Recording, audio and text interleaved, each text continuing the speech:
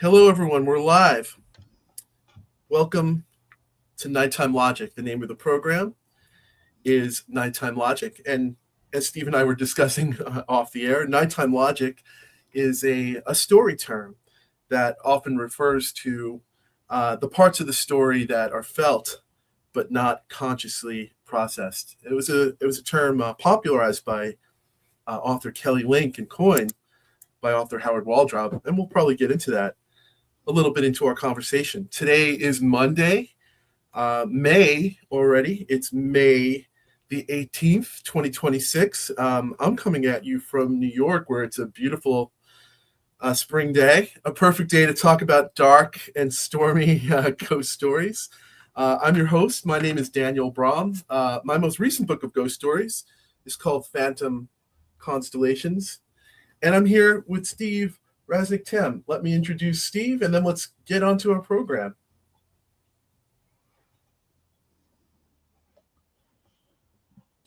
Steve Rasnic Tem's short fiction has been compared to the work of Franz Kafka, pardon my technical troubles here, Dino Buzzati, Ray Bradbury, and Raymond Carver. But to quote Joe R. Lansdale, Steve Rasnic Tem is a school of writing unto himself.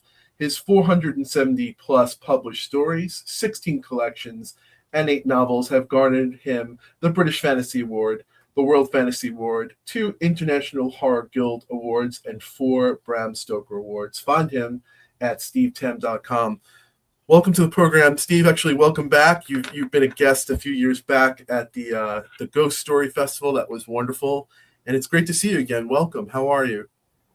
Oh, pretty good. I'm having a little attack of plantar fasciitis at the moment, so I'm kind of hobbling around on a cane at the moment. But I gather that runners get this, and I'm no runner, so it seems terribly unfair. But at least if you're going to have the malady, at least you should have the athleticism, or at least like the athletic benefit. Correct? Yeah, running is kind of amazing to me since it's something I can't do. Haven't been able to do for a number of years. So, were you once upon a time a runner? No, I was a football player in high school. Oh, okay. Wasn't terribly fast, but I guess I was skilled enough. But that was high school was a lifetime away. Another lifetime ago. What position did you play in football? I was a guard. Okay. Yeah, I don't know much about the game, but yeah, I guess I was going to say that's not maybe a lot of running, maybe a lot of strategy or shoving or shuffling. Well, it was a lot of digging your cleats in and pushing back from people trying to get to the quarterback. It's also how I got a major injury because my cleats were dug in and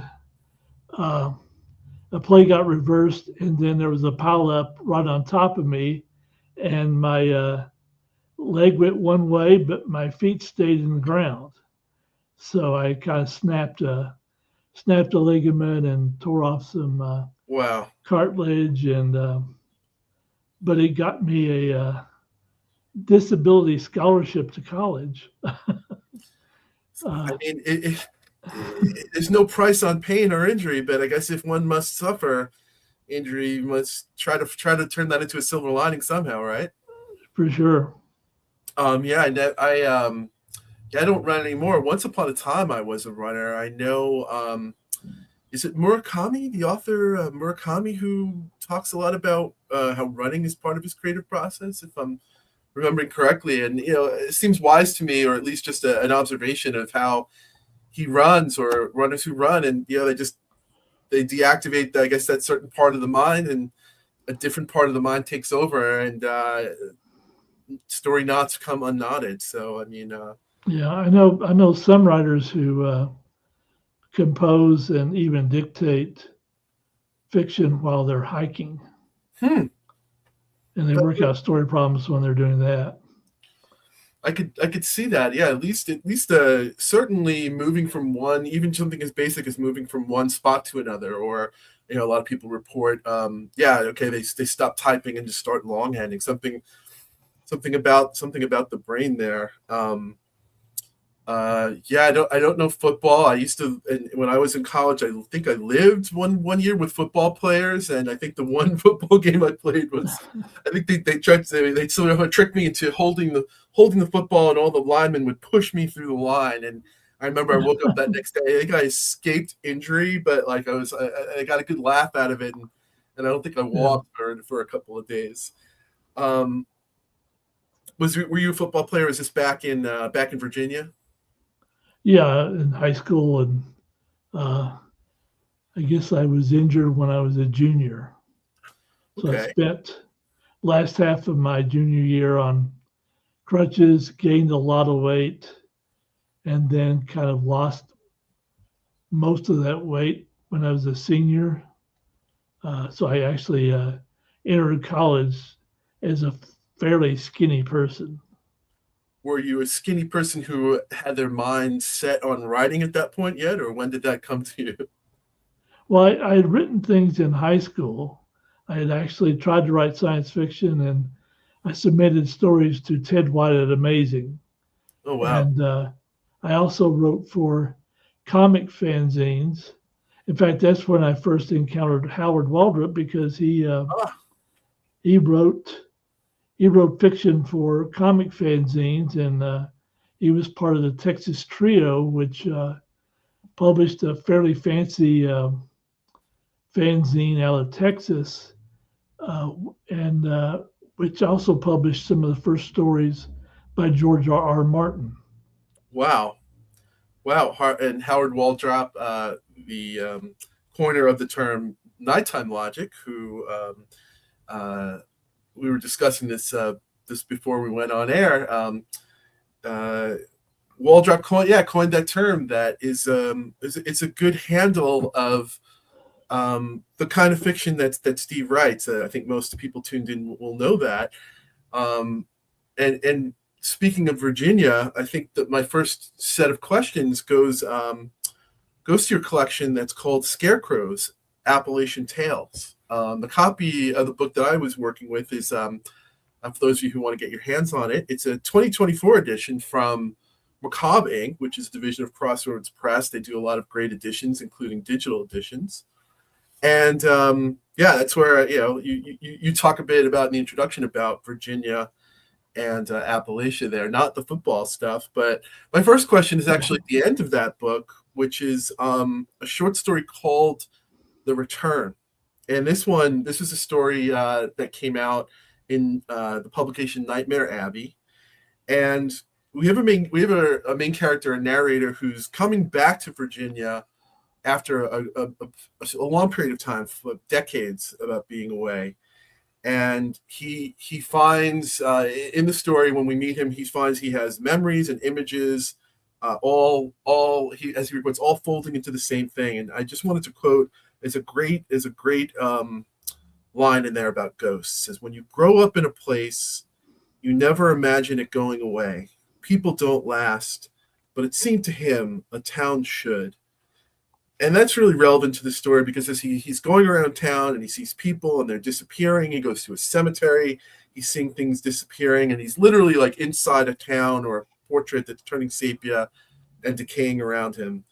And it's bookended by another great line, which goes, but if he had learned anything during his lifetime, it was that we all face death alone, trapped inside that secret self which can never be saved. So my first question is about that trope.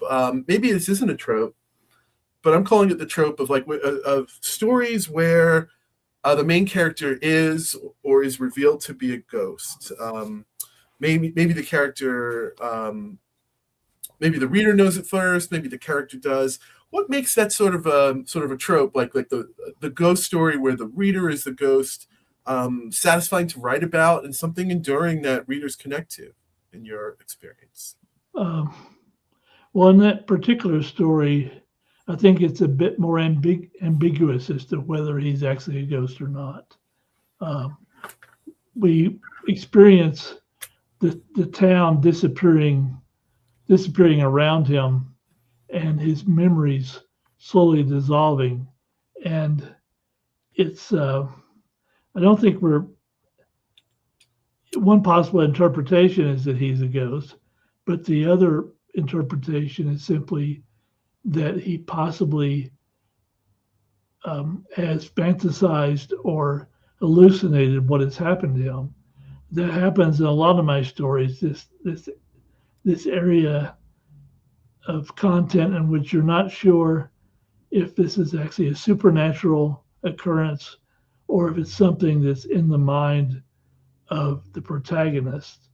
Um, and I think it's a useful area to be.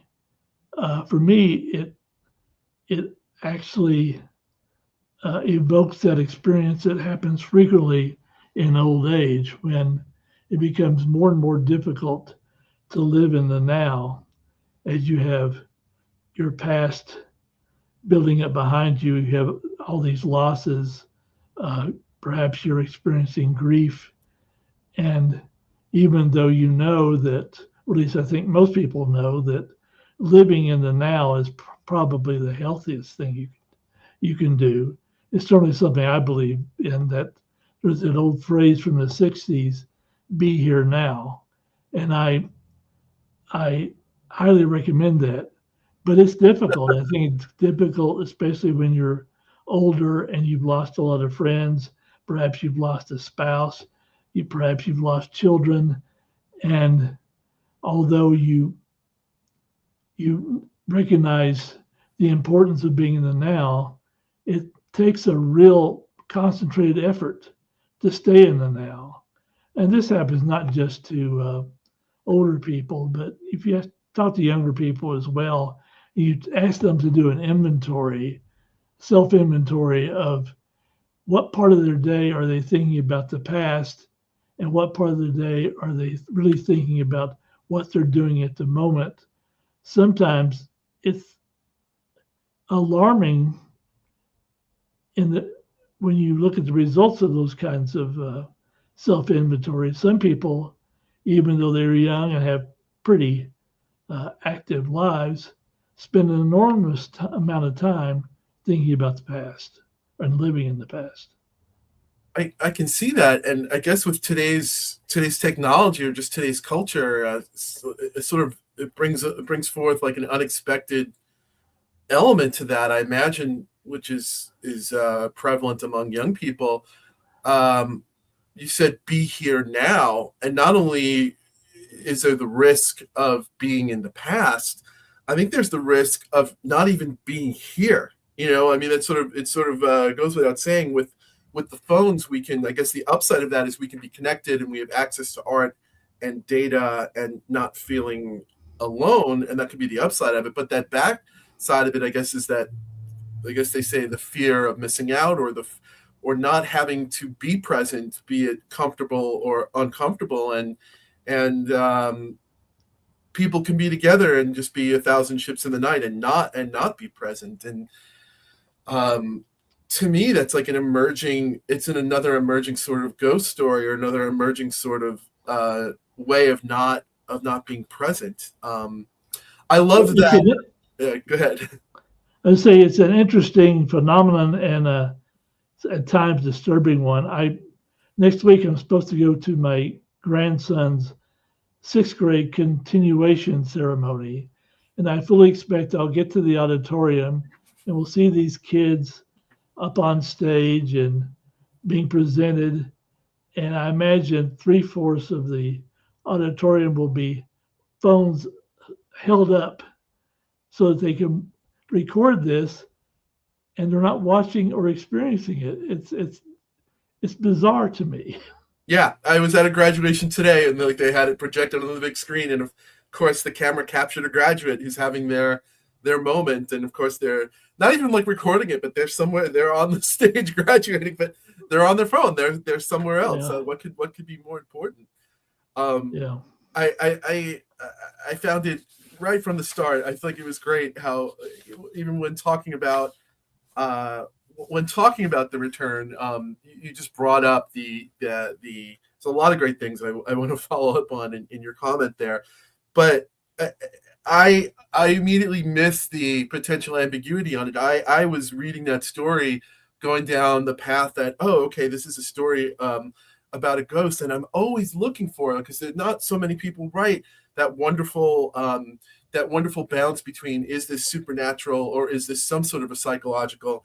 And I just found myself reading it, I guess because I was wanting to read it as a ghost story, when it makes, and that's such a joy to both write and to read stories where there are two or more completely plausible interpretations or ways to read the story in a satisfying way. That, oh, okay, yeah, you could read the story as a ghost story, or you could read the story as a psychological phenomenon, as you went into. Yeah, this could be a story about aging and not living in the present. So I think that was just a wonderful illustration of it, at least what's satisfying about these kinds of stories to me. In the collection, Scarecrow's Appalachian Tale, I was delighted to find that there was a set of stories that had not been published. They were original to the collection. They were The Bible Salesman, Saved, Diorama, Redbud Winter, and A Jack's Tale. And they were great in that I didn't see supernatural elements in them. They were the Appalachian Tales part of that. The one that really stuck with me was the Bible Salesman, and we get the story of a young boy who he witnesses his mom buying a fancy Bible from a traveling salesman, and then when his dad gets home, a pretty fearsome character, it's a story of him seeing his dad in a new light. It's just a moment of epiphany, and the structure of the story just ends on that moment of epiphany without even telling us what that epiphany is. In terms of talking about, I thought it was great, that moment, because hopefully if we as writers do our job right when writing a strange tale or when writing a story like that, hopefully, or maybe we can have that sort of epiphany in our reader. How did your life and experiences growing up in that area inspire those set of tales, or just inspire your work in general? Well, it's interesting. I grew up in the heart of Appalachia, in the heart of coal country, in the heart of the opioid crisis, although the opioid crisis happened a few years after I left. And it's a poor area of the country. The county I grew up in was one of the poorest counties in the South, although we weren't quite aware of that because we had nothing really to compare it to.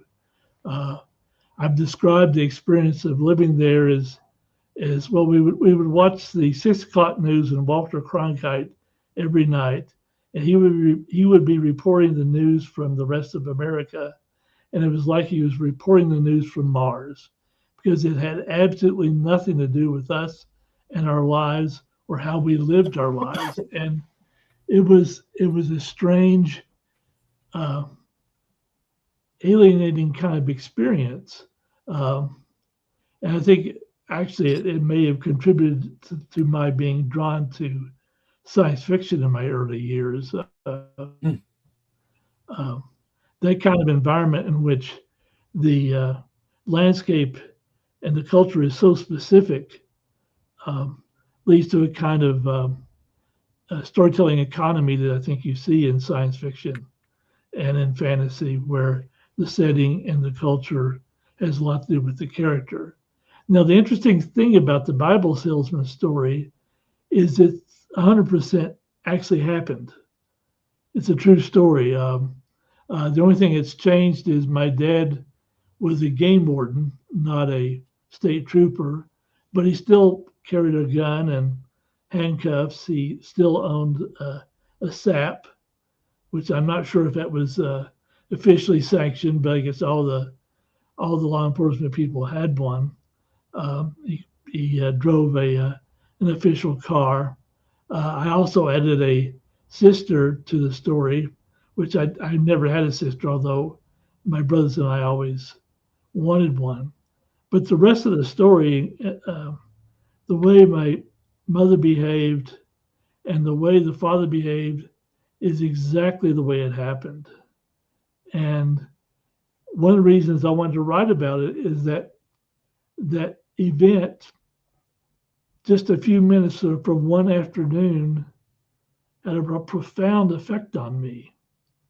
And I didn't even quite understand why it was so powerful to me, but just to watching this little man from Pakistan who was trying to sell us a Bible and being terrified of my father patting his gun as if he might pull it out, changed the way I saw him, but also changed the way I saw the region. And I began to consider the fact that maybe we weren't the good guys. Wow. That there was something wrong about all this. And it took me a long time to work my way through all that emotionally. I mean, it certainly was a powerful moment that you captured. It comes out on the page, and your stories are full of powerful moments, either in the present of the story and also people reacting to emotional things in their life. Before I ask your next question, I'm just going to turn for a moment. I'm getting it's a warm spring day here in New York. I'm going to see if I can click on my air in the unit behind me without making too much noise. So please stand by one quick second.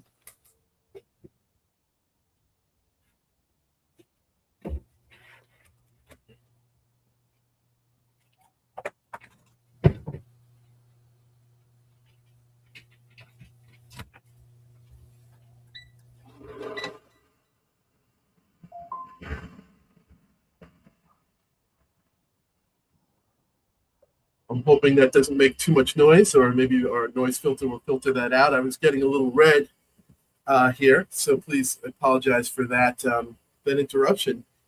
Another emotional story in the book is Sundown in Duffield. That's another Nightmare Abbey story. What I got from that story was the main character is returning to an old home, his old home again after many years with his grandson, and it bears similarity to the return in that, yeah, it's a story where someone is literally maybe he's reacting to the past, but the place around him as well is reacting to the past, is changing around him.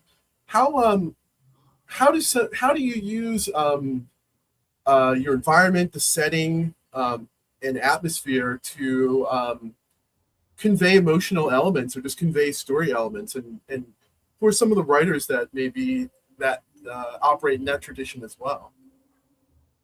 Well, for me, that I guess you call it, was it psychogeography, or Yeah. because it's one term is used to describe it. It's the emotional effect of the geography you're in or the environment. To me, it's so intrinsic to horror. I can't imagine doing it any other way. Yeah. We live in a human created landscape for the most part. I mean, you can get out of the city and you can see mountain vistas perhaps, or plains, but even a lot of those areas have been groomed or maybe destroyed a little bit by human beings. And the houses we live in, they are manufactured by human beings for human beings, and they're meant to make us feel comfortable or expansive. Or architects spend a lot of time thinking about how people are going to experience the environments they're creating. And then once we have our house, we're redecorating it and rearranging things and using colors that are supposed to make us feel a certain kind of way. And all this is a human created environment. And so it seems natural to me that houses, as they are changed and as they decay, and the memories attached to them bear a lot of our psychology and our emotional responses to places. So to me, it's always been a natural thing. I think the first writer I saw using that, setting that extensively was Ramsey Campbell, and also Dennis Etchison to a large degree. You can read a Ramsey Campbell novel, and just page after page, it's evocative landscape. The shadows are certain. The shadows have certain shapes. Um, there are certain kind of illusory elements in the environment, things that look like other things, all of which tends to raise your anxiety and also, for lack of a word, are triggering uh, your own emotions and the dilemmas you're having to undergo. And so it's a natural for me to use those elements in a horror story. Ramsey, of course, got it from M.R. James and some of the early English ghost story uh, writers.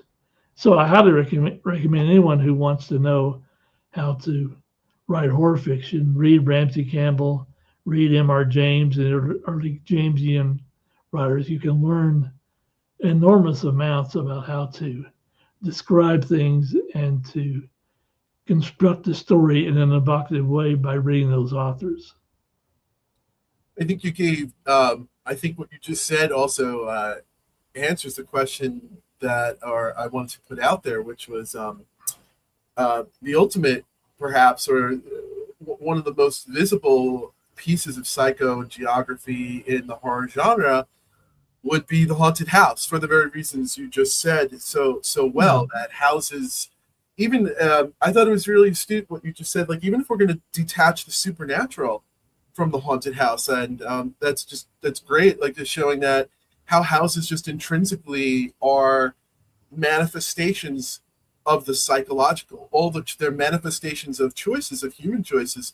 So it makes sense, even in looking at things from a psychological perspective, that a house we are going to be able to read the tea leaves, or read a house. But shifting it to the supernatural and shifting it to the horror elements. Yeah, what makes the haunted house such an iconic thing to write about, both in terms of perhaps like the universal monster, like the Shirley Jackson. Okay, yeah, we're going to Hill House, and also what makes the haunted house also the setting for stories even carrying more of a psychological load. Well, for one thing, the house is supposed to be, in theory, a safe place. Uh, that's supposed to be home. That's supposed to be where you can let your guard down. It's the place you go where you want to be comforted, the place you want to be, you go to when the outside world seems dangerous. It's if you're a hermit or have the tendencies of a hermit, that's the place where you live and you dwell. And it's true even of a rather modern house. I live in a 67 tri-level house after having lived in a big old Victorian 4,000 square foot house in central Denver. This house is a smaller house, but it's built in 1967. But even a house like this, you learn the sounds of it. You learn what sounds are made at night. The other night, I heard a new sound, and I kept thinking, "Wait a minute, I haven't heard that sound before. What's going on? Why am I hearing that sound? That sound shouldn't be there." It's also a place where we try to make ourselves feel comfortable. Um, Now, this particular house, my late wife Millie died in this house and died in our bedroom. And after she died, I tried to find a way to make things different, so it wasn't a constant triggering thing. I got rid of some furniture. I bought new furniture. I rearranged things. It reminded me a bit of what happens when some people are going through a psychosis. Some people who go through psychosis get into these habits of rearranging everything in their house as frequently as once or twice a week. I mean, it can be a severe obsession. And basically, what they're doing, they have a disordered mind and they're trying to change their environment to find some way to achieve order, first to find comfort, and to get rid of that anxiety feeling. And to me, that was when I learned about that. It seemed to me this was a good way to think about what we do with houses and haunted houses and what their effect on us is. Yeah, like it seems like the haunted house, if we're looking at it as a symbol or element of safety, it's just the violation of that, of where the conflict or the supernatural element is now invaded. That it just seems like how all order, it's so rife with conflict because order is gone, but it also in presenting the elements of that, there's just so much natural human conflict in, if we were to call it a haunted house story. Moving on to another one of your collections, but the same topic of haunted houses or houses. The collection I'm referring to is the 2014 collection. It's called Here with the Shadows. That was originally put out by Swan River Press, and I believe for those of you who want to grab a hold of it, if you don't have it yet, it is out in ebook by Crossroads Press and Macabre Inc. It's also in paperback. Oh, it's in paperback. Okay. Yeah. Yeah, so that one's out in paperback too. In addition to if you want it right now in ebook. There's a short story in there called House by the Ocean. That's original to the volume. And I think it's a good story to talk about nighttime logic. It's a good story to talk about haunted house fiction, and it's a great story to talk about what you mentioned about intentional ambiguities. Like, is this a story? Could this story be looked at as the lens of a ghost story, or the lens of a psychological happening? Maybe both. A working definition I have for what one might call the strange tale or an Aikman-esque tale is when there's an intentional ambiguity as to what's happening. Is there something other than the natural happening? Is this a psychosis of the person happening? So I found that House by the Ocean really operated for me as a strange tale.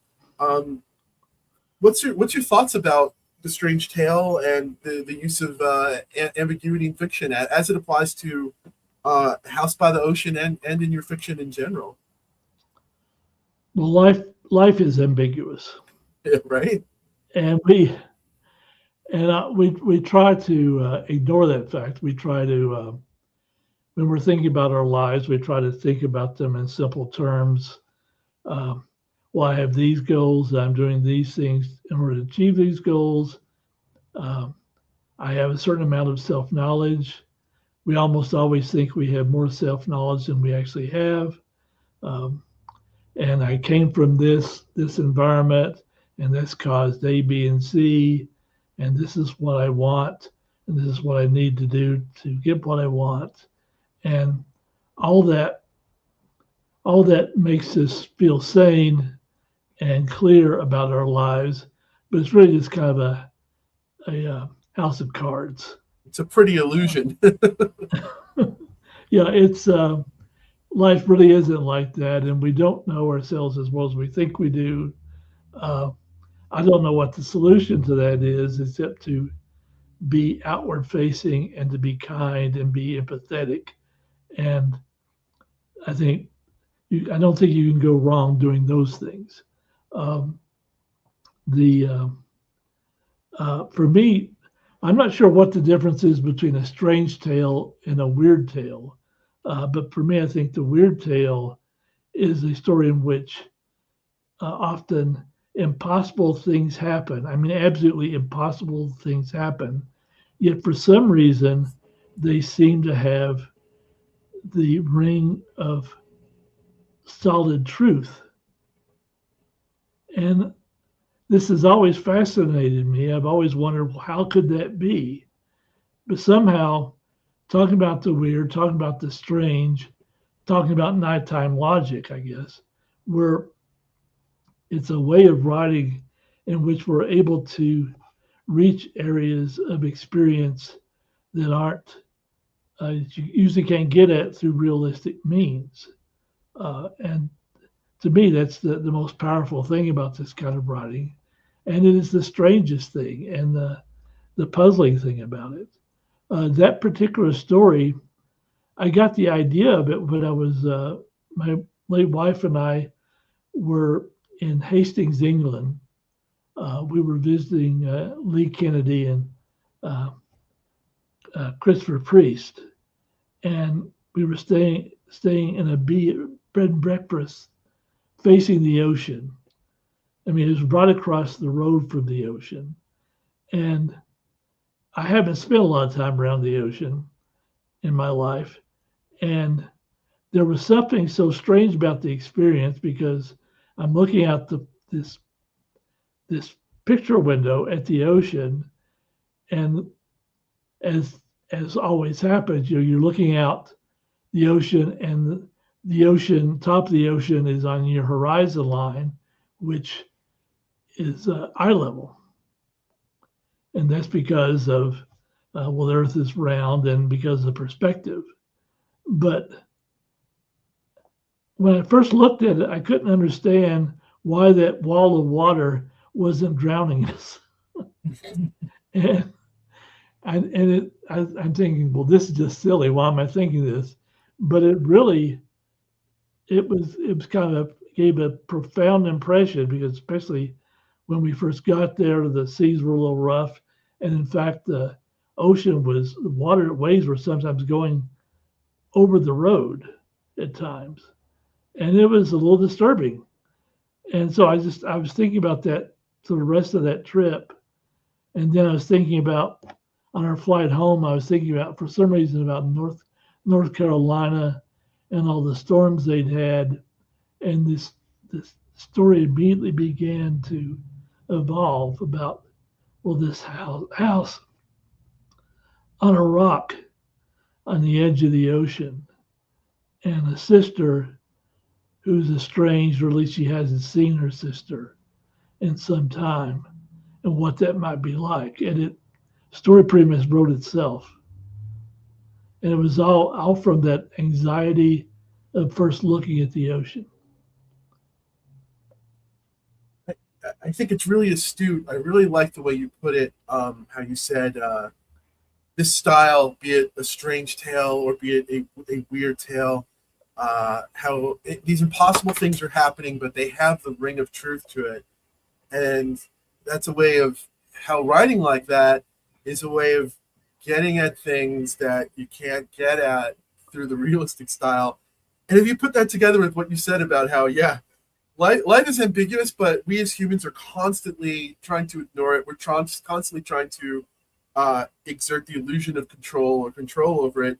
It makes perfect sense then if we're going to write with these realistic ways that that these crutches of trying to impose order and trying to impose control on our life are going to come out in that fiction. And for those who are writing the weird tale or writing the strange tale, yeah, you're able to get at something else. I always put it by saying, yeah, and that when there's an ambiguity between like, is it X or Y, is it supernatural or psychological, it becomes less about a story having to fight a monster or overcome a monster, and it allows the human stories, the humanistic conflicts and life stories to be told. And I think you're hitting on that. I think it allows us to the strange tale when it's not about the ecology of the supernatural. It's not about burying the vampire at the crossroads. You get these really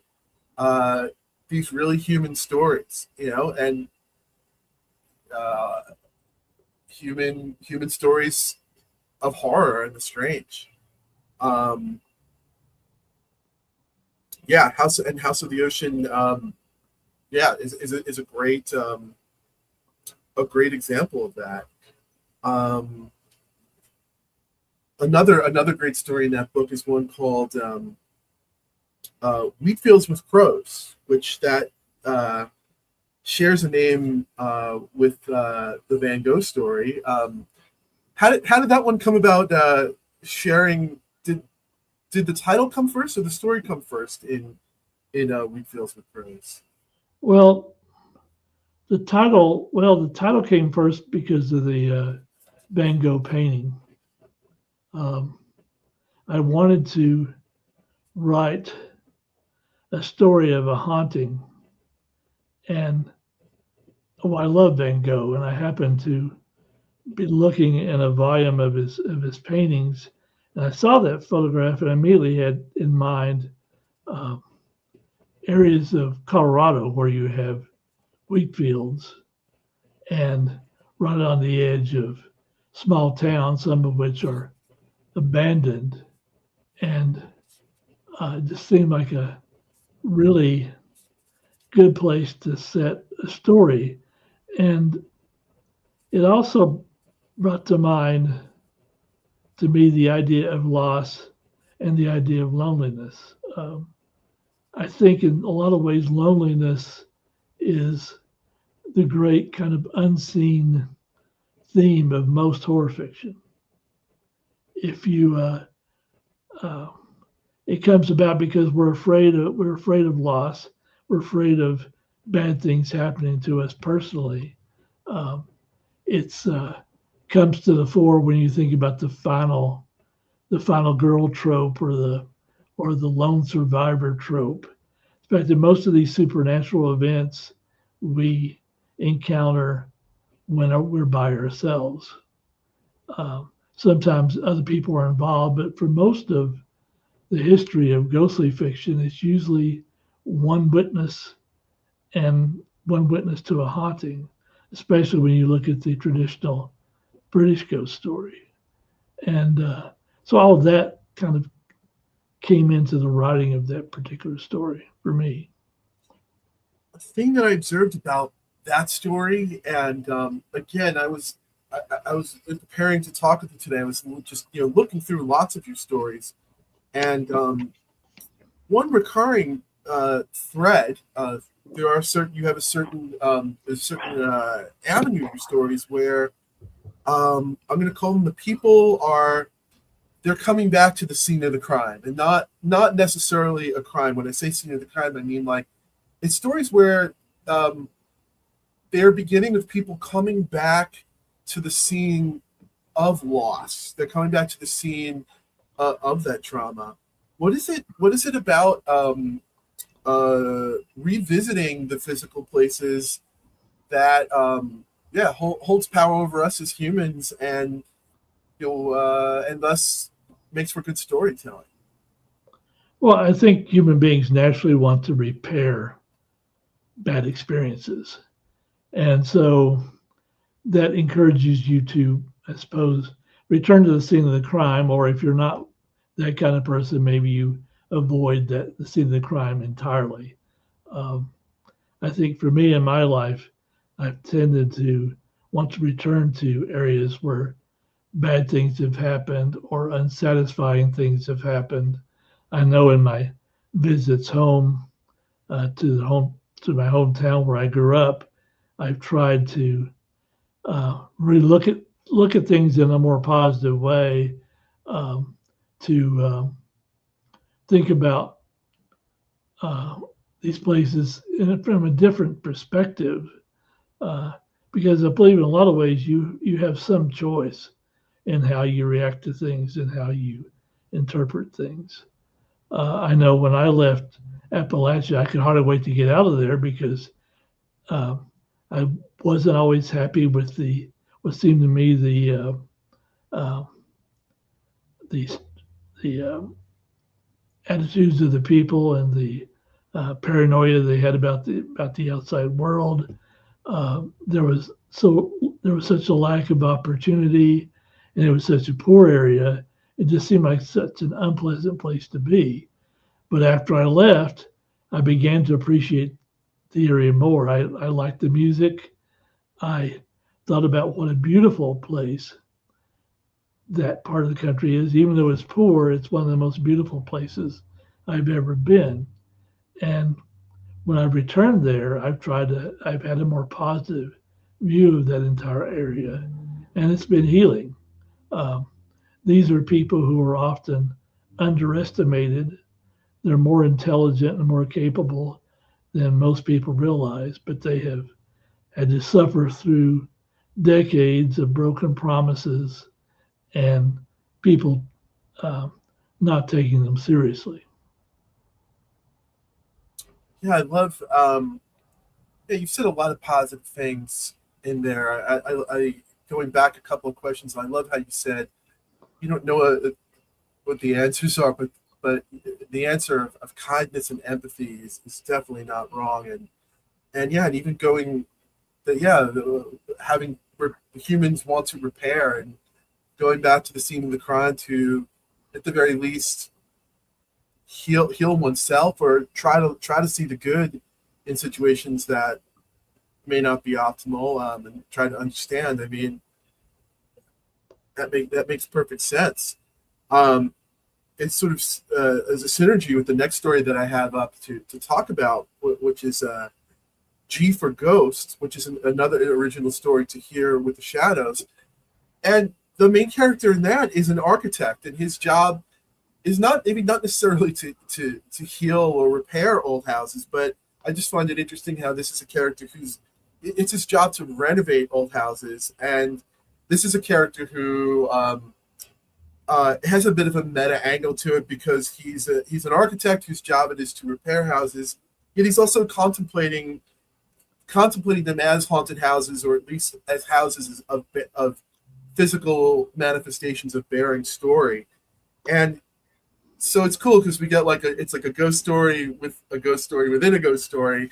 But he says like a really wide Lewis, the character in G for Ghost, says these couple of really astute quotes. One of them is, "The old-fashioned ghost stories make you feel safe by giving you a supposedly safe distance, by saying that the story is about a friend of a friend." So like, yeah, in G for Ghost, Lewis, the architect, he finds a diary in one of these houses that he's renovating, and the diary is the ghost story of a young boy. I wasn't sure if it was a young boy or it was the parents trying to, I guess, get the ghost of the young boy to come to terms that he is a ghost. So we've got like living characters, we've got ghostly characters in this ghost story. So yeah, I guess it's a good thing to talk about having the living characters as being ghosts, or the haunted people as a vehicle to explore repairing and healing. Yeah, well, how does the ghost story embody all those concepts? Well, that particular story came out of a dream, and a lot of my stories have come from dreams. But in that particular story, uh, my wife and we lost a son at age 9. Wow. And it was a really traumatic time. My wife did a lot of work around that. She actually wrote a novel, Black River, which talks about grief as a hero's journey. And so she did a lot of work. I had already had a lot of therapy, and I made the decision not to seek additional therapy about losing him, which was probably a mistake. I found myself having to be the calm one and the one who represented the family. And the mothers of some of my son's friends brought these little boys over to talk to me to try to make them feel better. And I took on that role because it felt like something I was doing for my son. But one thing that happened about 6 months after he died was that I had a dream in which my son came to the front to the house, knocked on the door, and I opened it, and I realized I had to explain to him that he was dead. That I had to that my final act as his father was to try to comfort him and explain to him that he was dead. I didn't know how to do that. Um, and so that's what evoked that story. And Wow. I mean, I'm really sorry. I know it's been quite some time, but I'm sorry to hear about that loss. And yeah, it sounds like a really powerful dream. Whether whatever method of dream interpretation we want to do was that almost it could be a way of like, yeah, you're obviously processing it and you explaining to yourself how to do it. A lot of different ways of looking at it. But clearly, the powerful emotion that was the genesis of it. And I heard that another a British author, Robert Aikman, who I believe if he didn't coin the term strange tales, I certainly heard of he called his work Strange Tales. yeah. When I think about all these things, Robert Aikman is never too far away from my way of looking at it. And unlike we writers who we love to talk about fiction, and we're analyzing it here. I heard that Aikman didn't talk about his fiction or talked very little about it, and that his from what we know, that his many of his stories came from dreams. But I think what's important is about horror and about fiction that it does. I think the heart of good horror fiction is emotion, and part of being human is grief and processing human grief. There's another grief story that's come to my mind is in the same book. These Days When All Is Silver and Bright, and that's a story where place and grief are again is the emotional heart there. It's a story. That character is a lady named Trina, and she's processing the loss of a son, and she's also going back to the mall, to the place of that loss. I was going to ask you how loss and grief operated in your creative process, but you told me that. How do you think horror, or why does the horror story operate as such a great vehicle, for writers in general to communicate grief? Well, it's a way to make it concrete. It's a way to perhaps change your interpretation of what has already occurred, because we do have choices about those things, and everybody does it differently.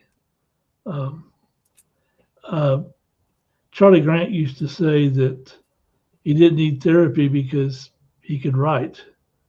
He could write the ghost stories, and therefore he didn't need therapy. And it was a funny thing to say, but I also tended to disagree with him. I think writing horror stories is a good way to deal with difficult emotions. But if you need therapy, you need therapy. Yeah, just I guess it's like the old joke of like, the horror writer. Yeah, I don't know what the joke is. There's some sort of a black humorous punchline in that notion. I don't know what it is though.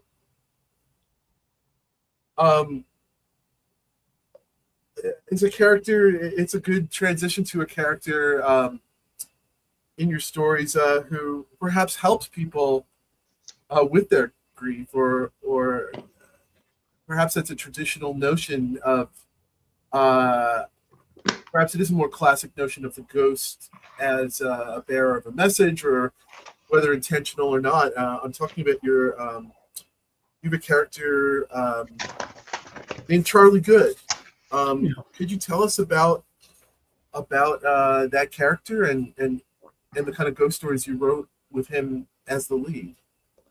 Well, I like those stories of supernatural sleuths, especially William Hope Hodgson had Carnacki.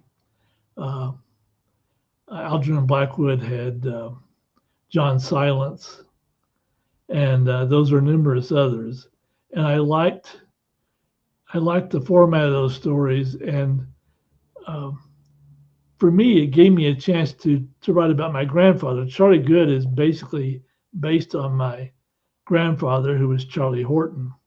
Uh, he was an amateur archaeologist and a farmer, and he was interested in all those things. He had a huge collection of arrowheads and other Indian artifacts and knew a lot about the history of the Indians in that part of the country. It also is a nod to Charlie Grant, someone I just mentioned, who was a early mentor and an important mentor. Uh, Being part of the Shadow series of anthologies was really like a mini school on writing for a lot of us during that time. Uh, but I think that I was never very good at solving mysteries, so I didn't. So I really wasn't that comfortable writing a sleuth who solved mysteries. So my idea behind Charlie Good is that he was more of a catalyst for things happening, and so he was someone who was kind of a sympathetic ear. If something supernatural was happening somewhere in town, he was happy to show up and at least give some comfort to the living and kind of maybe interpret a little bit about what was going on. Um, and also, it gave me a chance to write a bunch of stories for Rosemary Pardo, who edited a magazine in Great Britain called Ghosts and Scholars, and she headed up the British Ghost Story Society. And even though it was the British Ghost Story Society, I was a member, and we got Ghost and Scholars as a journal, and there was also an official journal. I can't remember what the name of it was, and so it was a delightful time reading about ghost stories and people's interpretations of them and how they were written. And I really learned a lot about M.R. James and the Jamesian school by being part of that society and reading Ghosts and Scholars.